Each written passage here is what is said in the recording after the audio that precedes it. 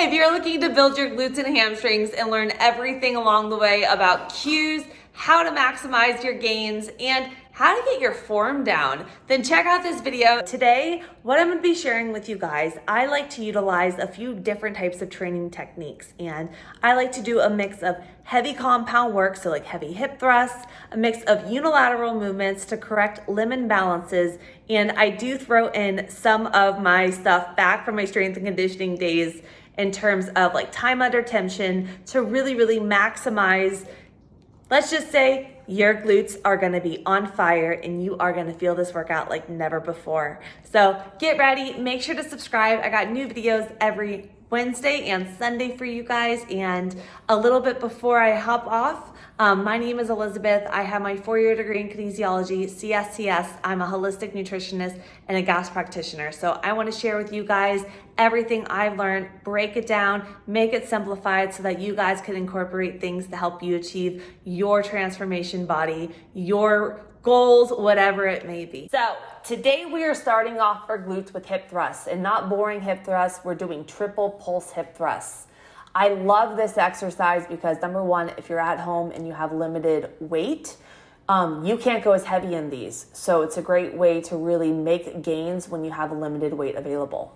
So essentially I did 3 sets here at 185 pounds, and I did 10 reps, and 1 rep was equivalent to 3 pulses. So halfway down, all the way up, halfway down, all the way up, halfway down, all the way up, followed by 1 full rep all the way to the top. So I did that. And then I did a 2-minute break in between my sets. After I finished up there, I decided to do 1 beast mode heavy ass set. And this was 225, and I just did 10 reps partial at the top, followed by 10 reps all the way down and all the way to the top. And whew, this one destroyed me, guys. And I wanted to tell you a little form cue. When you're doing a hip thrust, keep your chin tucked, weight in your heels, scoop from the butt all the way to the top, and hold at that top every rep. So after you finish up with your hip thrust, we're moving into a superset. So this is my new favorite exercise for the hamstrings and glutes, and it is hard. I had 30 pounds on this, and yeah, super challenging. But I took off my shoes. I'm focusing on creating an arch with my foot. So big toe, pinky toe, and heel, and that's gonna create stability so you can get your balance. And then I'm focusing on keeping my chest up, feeling the stretch in my hamstrings and glutes every single rep, and really squeezing almost from the underbutt all the way through to the top. I did 4 sets of 8 to 10 reps each leg here, and I kept it more that 8 to 10 rep range because I noticed that one leg I was a lot stronger on, and my other leg I started failing at around 8 to 10 reps. So I wanted to keep them equal until I work on fixing those limb imbalances and get my legs nice and symmetric again. So after I performed those, I immediately supersetted it with a cable kickback, but I'm doing a cool variation here. As you can see, I have the cable on the outside of my leg. I'm focusing on aiming my heel up at the top and almost squeezing the outer glute on the way up. So I love the emphasis that it hits for your outer glutes when you're doing it this way.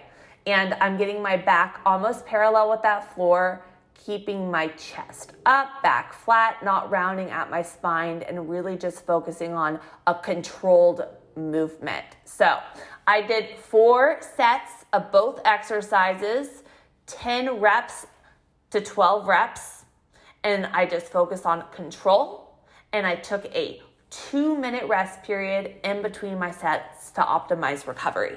I know that everyone thinks that hip thrust, oh my God, such an amazing exercise for the glutes, but I feel like people underestimate a good step up or single leg press. And I'm not a fan of step ups, so I'm doing them on the single leg press. And what we're doing for the superset is we are going for around 12 to 15 reps. I want the foot placement to be a little bit higher up so that when you are at the bottom pressing through your heel, you feel the tension more in your glutes and hamstrings. Remember, we're working our glutes and hamstrings. I'm not focusing heavily on quads this workout. You will hit quads. This is a leg press, but by putting your foot a little higher up, focusing on pressing through that heel, feeling the stretch in the hamstring and the glute. As you see, I sit into that rep at that bottom, and you're really gonna feel the burn. And again, guys, we're doing the single limb exercises to work on correcting the limb imbalances in the body to help build a nice symmetric physique. And if you feel like one leg can't go as heavy as the other, just like I said with the cable exercises, find with the weaker leg what the max amount of reps you can do with proper form is, and do that the same on the other leg. And then if it's a really, really bad imbalance, like horribly, you could do an extra set on that weaker leg. And I started with 60 pounds here. The second one, I went up to 65, then 70, and then my very last set here, I did 75 pounds.